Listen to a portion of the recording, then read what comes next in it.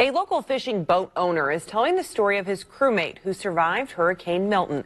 Good evening, I'm Janice Rebholz. Thanks for joining us on your Friday night. They did not make it by land nor boat, instead in a cooler 30 miles off the Gulf Coast. Madison Porter joining us in studio to explain how it all happened.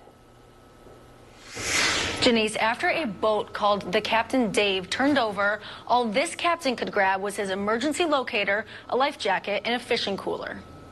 It was almost a miracle that after 20 hours out at sea like that, he didn't die. Stephen Hawley is the owner of this commercial fishing boat down in Florida. On Monday, his crew was returning to shore when the alternator and battery died, and the crew was airlifted to land for the first time. On Wednesday, the same crew decided to try and recover it, dropping one man off at the boat 20 miles from Johns Pass. Attempted then to drive the boat back to shore, and he had a rope caught in the rudder, and after that, the hurricane took over and he had no control. The Coast Guard estimates this crewmate experienced up to 90-mile-per-hour winds and 25-foot waves. The helicopter pilots who found him say they were about to turn around when they started getting alerts from a locator beacon about 30 miles off the shore of Longboat Key.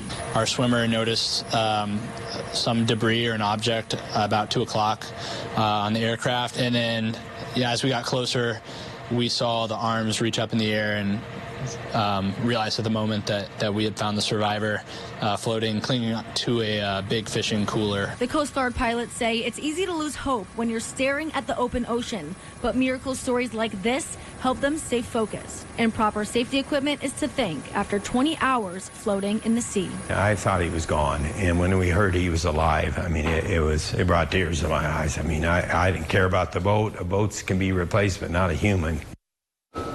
Stephen Hawley says his crewmate is now out of the hospital, down at the dock, ready to start working again. Janice?